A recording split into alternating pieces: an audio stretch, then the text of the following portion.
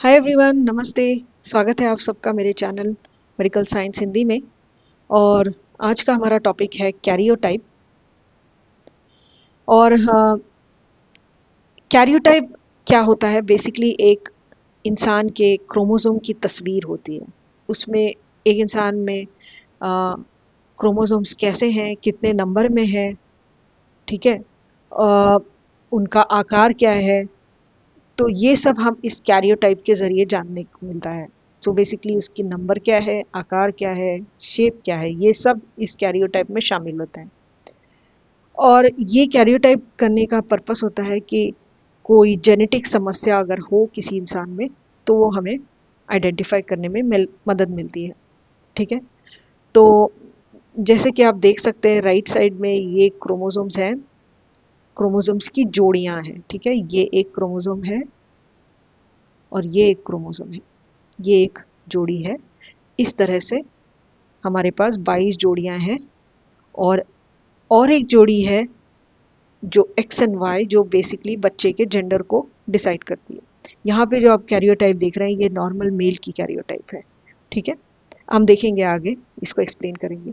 तो बेसिकली आप इतना समझ लीजिए कि कैरियोटाइप एक जेनेटिक क्रोमोसोमल तस्वीर है जिसे हमें जेनेटिक समस्याओं का आइडेंटिफिकेशन करने में मदद मिलती है। तो उसे जान कैरियोटाइप को अच्छे से समझने के लिए हमें जानना होगा कि क्रोमोसोम्स होते क्या हैं। ठीक है, अगर आपने मेरा लास्ट वीडियो देखा होगा तो मैंने सेल के बारे में बात की थी। और सेल में होता है एक न्यूक्लियस, जैसे आप राइट साइड में देख सकते हैं। ये हमारा सेल है, बाहर का हिस्सा, और इसमें है ये न्यूक्लियस। और न्यूक्लियस के अंदर आप देख सकते हैं बहुत सारे क्रोमोसोम्स तैर रहे हैं, है ना। अगर इस एक क्रोमोसोम स्ट्रक्चर को मैं जूम इन करूं तो वो कुछ ऐसा दिखता है। ओके, तो ये क्रोमोसोम्स है क्या? ये बेसिकली डीएनए के जो स्ट्रैंड्स हैं, जो धारियां हैं, उनका एक पैक है। आप समझ लीजिए एक धागा होता है, सुई और धागा, राइट। तो धागा को आप एक बंडल में बुन कर रखते हैं तो वो इस कॉन्टेक्स्ट में डीएनए हो गया वो एक धागा। और अगर आप उसे बंडल में रखते हैं तो वो बंडल हो जाएगा क्रोमोसोम। ठीक है, तो बेसिकली क्रोमोसोम क्या है? डीएनए का पैक करके रखने वाला एक संरचना, एक स्ट्रक्चर। ओके, और नॉर्मली मनुष्य में 46 क्रोमोसोम होते हैं। हमने प्रीवियस स्लाइड में देखा था, राइट। 46 क्रोमोसोम होते हैं और वो 23 की जोड़ियों में अरेंज्ड होते हैं। ठीक है, और उन 23 जोड़ियों में से 22 जो जोड़ियां थी उसे हम कहते हैं ऑटोजोम्स। और एक जो जोड़ी थी लास्ट में, छोटी सी एक क्रोमोसोम, अगर आपको याद होगा तो हमने प्रीवियस स्लाइड में देखा था, एक्स एंड वाई, जो बेबी का जेंडर डिसाइड करती है, वो होता है सेक्स क्रोमोसोम। तो नॉर्मल मनुष्य के बॉडी में टोटल 23 पेयर्स होते हैं, जिसमें से 22 जोड़ियां होती है ऑटोसोम्स की और एक जोड़ी होती है सेक्स क्रोमोसोम की। तो कैरियोटाइप का लिखने का एक स्टैंडर्ड फॉर्मूला है या स्टैंडर्ड फॉर्मेट है जिसमें हम किसी भी कैरियोटाइप को लिखते हैं। आइए देखते हैं। तो एक नॉर्मल कैरियोटाइप ऐसे लिखा जाता है, जिसमें पहला जो होता है ये टोटल नंबर ऑफ क्रोमोसोम्स है, और ये जो है ये सेक्स क्रोमोसोम है। तो ये जो एक कैरियोटाइप है एक नॉर्मल फीमेल की है, क्योंकि इसमें जो क्रोमोसोम सेक्स क्रोमोसोम है वो है एक्स और एक्स। सिमिलरली ये एक नॉर्मल मेल की कैरियोटाइप है जिसमें 46 दर्शाता है कि टोटल 46 क्रोमोसोम है, और एक्स एंड वाई दर्शाता है कि ये एक नॉर्मल मेल बेबी है क्योंकि इसमें एक्स और वाई क्रोमोसोम्स है। ठीक है, अब एबनॉर्मल कैरियोटाइप की तरफ बढ़ते हैं। एबनॉर्मल कैरियोटाइप के दो प्रकार होते हैं, सो मोनोसोमी और ट्राइसोमी। मोनोसोमी वो होता है जिसमें क्रोमोसोम कम होते हैं या क्रोमोसोम मिसिंग होते हैं। ठीक है, और ये क्रोमोसोम या तो ऑटोसोम्स में कम होगा या सेक्स लिंक क्रोमोसोम में कम होगा, कहीं पे हो सकता है। तो अगर ये ऑटोसोम में कम है, ऑटोसोमल क्रोमोसोम जो 22 के जोड़े हैं उसमें से अगर किसी में कम है तो उसे हम कहेंगे ऑटोसोमल मोनोसोमी। और जनरली ये लीथल होता है, फेटल होता है, इसमें बच्चे सर्वाइव नहीं कर पाते हैं, बहुत सारे प्रोटीन्स डेवलप नहीं होते हैं, तो बच्चे का मिसकैरेज होने का हाई चांस होता है, तो it leads to miscarriages. Second type है सेक्स क्रोमोसोम मोनोसोमी। इसमें सेक्स क्रोमोसोम जो होते हैं एक्स एंड वाई, इनमें से किसी में भी कमी है तो उसे हम कहेंगे सेक्स क्रोमोसोम मोनोसोमी। और ये अक्सर फीमेल्स में देखा गया है और उनकी कैरियोटाइप कुछ ऐसी होती है 45X इंस्टेड ऑफ 46XX। यहाँ पे आप देख रहे हैं 45X है मतलब एक क्रोमोसोम मिसिंग है, और इसे टर्नर सिंड्रोम के नाम से जाना जाता है। टर्नर सिंड्रोम के बच्चे कुछ ऐसे दिखते हैं, शॉर्ट स्ट्रेचर होता है, इनके नेक वाइड होते हैं और इनमें बहुत सारे अलग अलग फिनोटाइप्स होती हैं। ओके, अब देखेंगे ट्राइजोमी। ट्राइजोमी वो स्टेट होता है जिसमें एक क्रोमोसोम एक्स्ट्रा होता है। तो वो एक क्रोमोसोम 22 की जोड़ियों में एक्स्ट्रा हो सकता है या सेक्स क्रोमोसोम की जोड़ी में एक्स्ट्रा हो सकता है। तो अगर वो 22 की जोड़ी में एक्स्ट्रा है तो उसे हम कहेंगे ऑटोसोमल ट्राइजोमी, और उसका एग्जाम्पल है डाउन सिंड्रोम।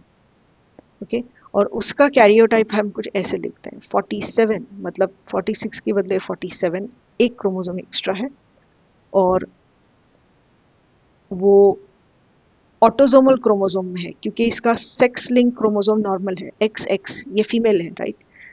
सेक्स क्रोमोसोम में एक्स्ट्रा नहीं है, ऑटोसोमल क्रोमोसोम में एक्स्ट्रा है।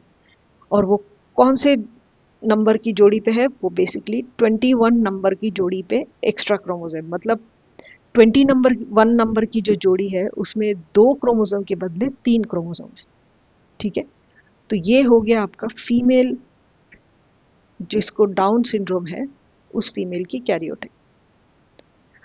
और ये जो है ये एक मेल जिसको डाउन सिंड्रोम है उसकी कैरियोटाइप, तो उसमें भी 47 क्रोमोसोम है। उसका सेक्स क्रोमोसोम नॉर्मल है क्योंकि X एंड Y है, लेकिन प्लस 21 है, मतलब 21 नंबर की जो जोड़ी है उसमें एक एक्स्ट्रा क्रोमोसोम है। तो डाउन सिंड्रोम के बच्चे कुछ ऐसे दिखते हैं। ओके, अब देखते हैं सेक्स क्रोमोसोम ट्राइसोमी, यानी कि सेक्स क्रोमोसोम्स जो थे, जो XX और XY, इसमें अगर कुछ एक्स्ट्रा हो जाए तो, यानी कि 2X की बदले 3X हो जाए या 1X की बदले 2X हो जाए, ऐसा कुछ, तो वो सेक्स क्रोमोसोम ट्राइसोमी होगा। और उसके एग्जाम्पल है XXX सिंड्रोम, जिसमें 47 क्रोमोसोम होते हैं टोटल, लेकिन sex link chromosomes XXX 3X। Similarly Klinefelter syndrome, इसमें भी एक्स्ट्रा क्रोमोसोम होते हैं लेकिन सेक्स लिंक क्रोमोसोम में एक्स्ट्रा होते हैं। तो जैसे कि यहाँ पे X एंड Y के बदले XXY होता है, तो ये मेल है, और उसका पिक्चर कुछ ऐसा है, ऐसे दिखते हैं बच्चे। तीसरा टाइप है जेकब सिंड्रोम। यहाँ पे भी एबनॉर्मल क्रोमोसोम है और total number of sex chromosomes XYY, यानी कि एक एक्स्ट्रा Y क्रोमोसोम है। ठीक है, इसकी ये बहुत रेयर है इसलिए इसका फोटो नहीं मिला मुझे। तो आइए देखते हैं कि कैरियोटाइप में क्या देखा जाता है। तो जैसे मैंने बताया था, राइट, कैरियोटाइप में हमें क्रोमोसोम्स को जोड़ियों में अरेंज करना है। तो अगर वो करना है तो हमें पहली तो क्रोमोसोम कैसा स्ट्रक्चर है क्रोमोसोम का, हमें उसे देखना होगा, राइट। तो हम कैरियोटाइप में भी वही देखते हैं। तो बेसिकली हम देखते हैं कि क्रोमोसोम की संख्या क्या है और उसका स्ट्रक्चर क्या है, यानी कि उसका शेप कैसा है, उसका साइज कैसा है, और उसके आर्म लेंथ कैसे हैं, जैसे उसकी बाहों का लेंथ क्या है। तो जैसे आप राइट साइड में देख सकते हैं ना, ये जो क्रोमोसोम है, यहाँ पे ये ऊपर का जो शॉर्ट लेंथ है, शॉर्ट आर्म, इसे हम कहेंगे पी आर्म, ये वाला शॉर्ट आर्म। और ये जो लॉन्ग आर्म है इसे हम कहेंगे क्यू आर्म। और ये पी आर्म और क्यू आर्म सेंटर में जुड़ा हुआ है सेंट्रोमियर से। ओके, तो बेसिकली ये सेंट्रोमियर की लोकेशन भी बहुत मैटर करती है कैरियोटाइपिंग में। तो नीचे हम देख सकते हैं कि सेंट्रोमियर के अलग अलग टाइप्स, लोकेशन अलग अलग जगहों पे हो सकता है। तो अगर वो सेंटर में है, यानी कि पी आर्म और क्यू आर्म का लेंथ ऑलमोस्ट सेम है, तो उसे हम कहेंगे मेटासेंट्रिक। और अगर पी आर्म छोटा है और क्यू आर्म काफ़ी बड़ा है और सेंट्रोमियर थोड़ा ऊपर की तरफ है, तो उसे हम कहेंगे सब मेटासेंट्रिक। और अगर क्यू आर्म बहुत ही लंबा है कंपेयर टू पी आर्म, या पी आर्म बहुत छोटा है और सेंट्रोमियर ऊपर की तरफ है, तो उसे हम कहेंगे एक्रोसेंट्रिक। और ये जो है टीलोसेंट्रिक, इसमें पी आर्म है ही नहीं और ये ह्यूमन में एग्जिस्ट नहीं करता, does not exist in human. तो ये हमारे लिए इरेलीवेंट है एट द मोमेंट। ठीक है,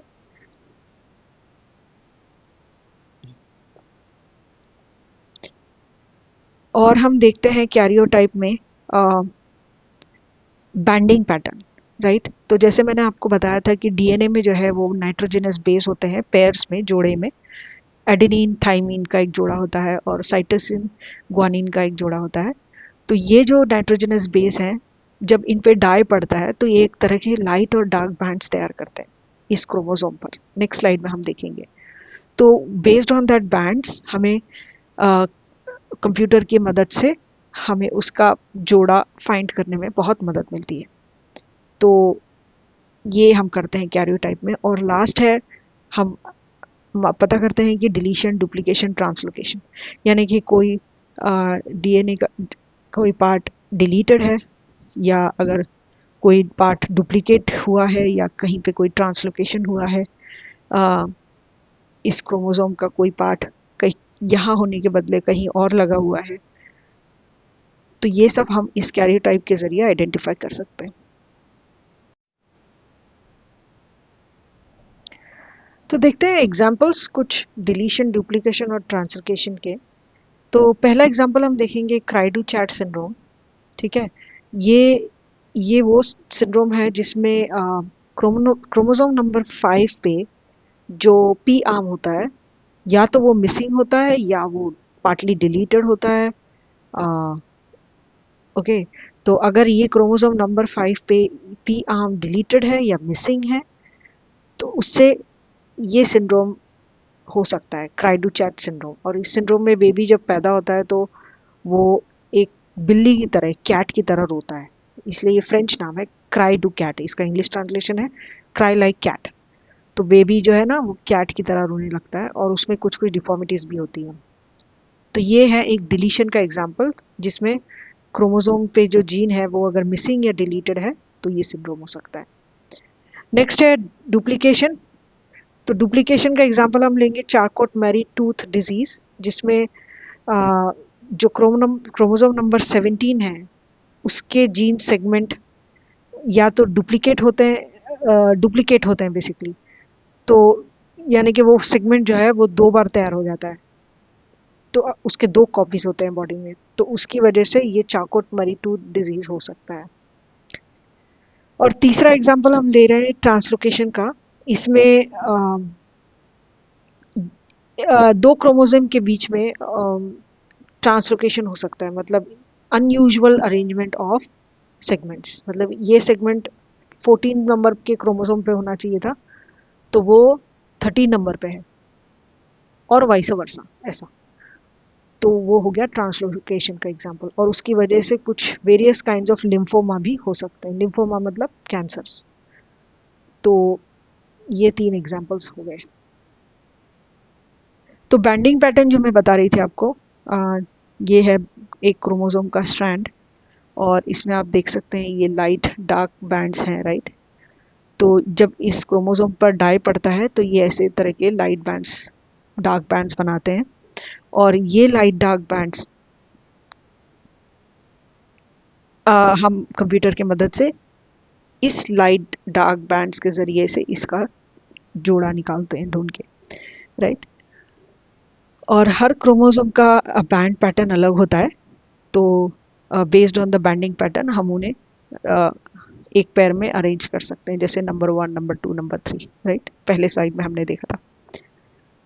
और इससे हमें मिसिंग या एक्स्ट्रा हिस्से पहचानने में मदद मिलती है। तो ये है आपका बैंडिंग पैटर्न जो हम कैरियोटाइपिंग में यूज़ करते हैं। और अब देखते हैं कि कैरियोटाइप कैसे बनता है। ओके, तो पहले तो आप ब्लड सैंपल लोगे।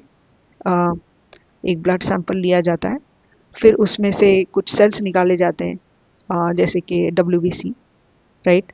और WBC को कल्चर किया जाता है, जैसे एक पेट्री डिश में लेकर उसे कल्चर कर सकते हैं।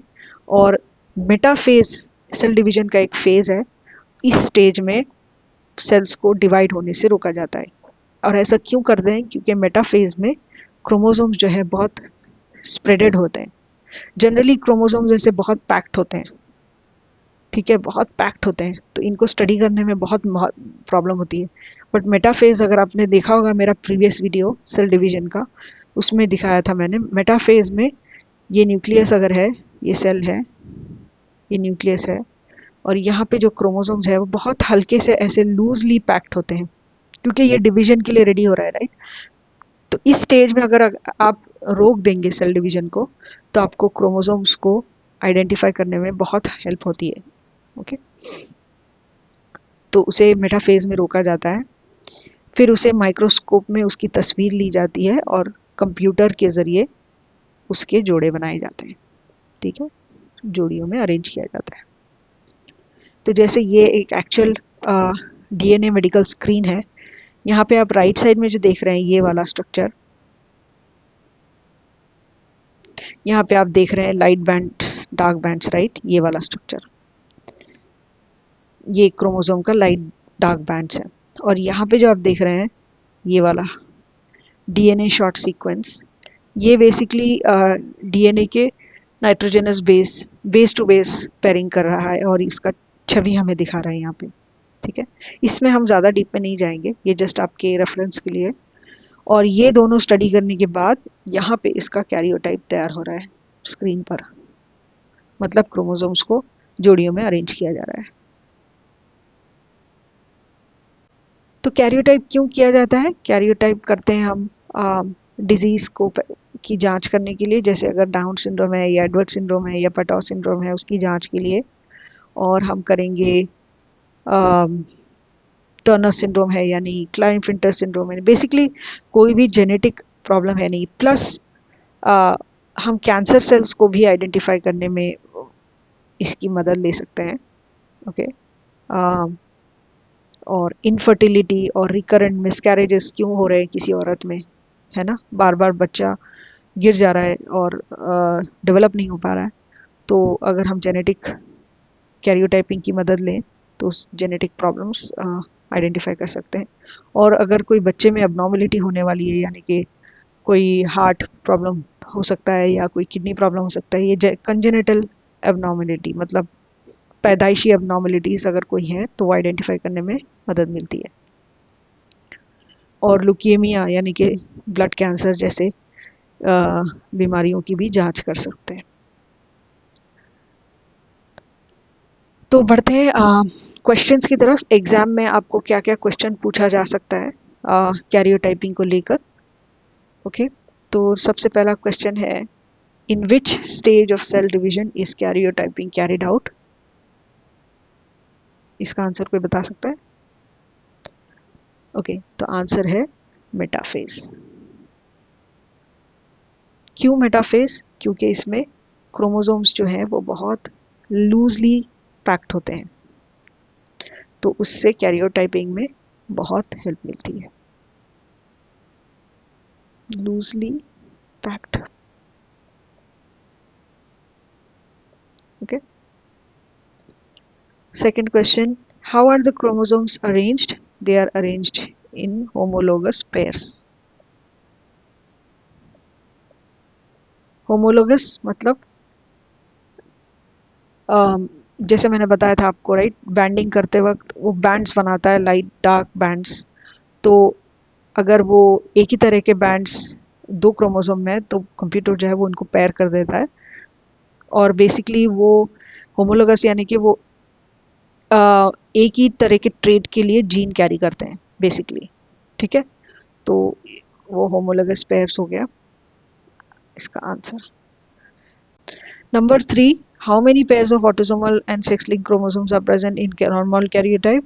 तो हमने slide number 1 में देखा था, there are 22 autosomal chromosome and 1 sex-linked. Okay, 1 sex-linked. So total 23. Total 23. What is a trisomy? Trisomy is there when there is one extra chromosome.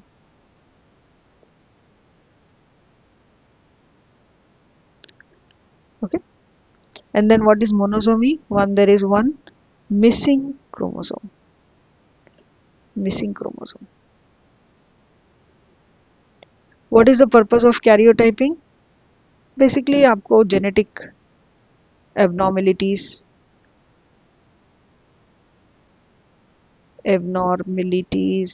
Identify करने में हेल्प मिलती है और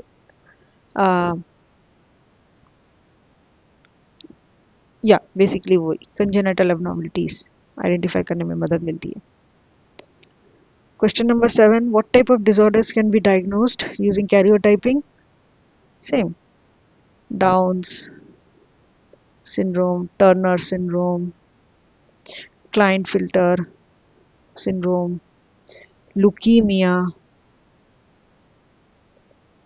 and congenital abnormalities. Question number 8, what is the difference between autosomes and sex chromosomes? So sex chromosomes are the ones that decide the gender of the baby and autosomal chromosomes वो होते हैं जो baby के rest of the body का part कैसा होगा उसका proteins तैयार करने के लिए जो कोड होता है वो ये ऑटोसोमल क्रोमोसोम्स कैरी करते हैं. ठीक है, तो जेंडर इससे डिसाइड होता है सेक्स क्रोमोसोम से, और बाकी बॉडी का पार्ट्स कैसे फंक्शन करेगा, कैसे बनेगा, उनका स्ट्रक्चर क्या होगा, वो ये ऑटोसोमल क्रोमोसोम डिसाइड करते हैं. राइट. ओके.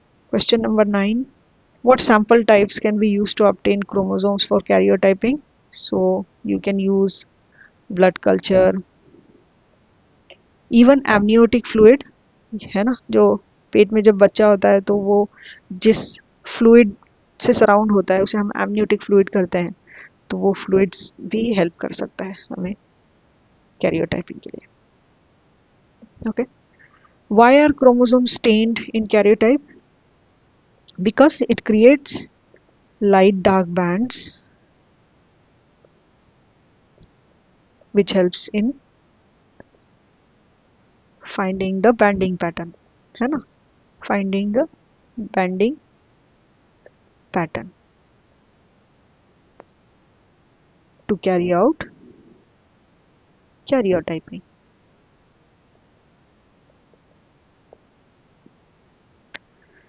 तो ये हो गए हमारे 10 क्वेश्चंस और इसी के साथ आज का हम टॉपिक ख़त्म करते हैं और फिर मिलेंगे अगली बार एक नए टॉपिक के साथ.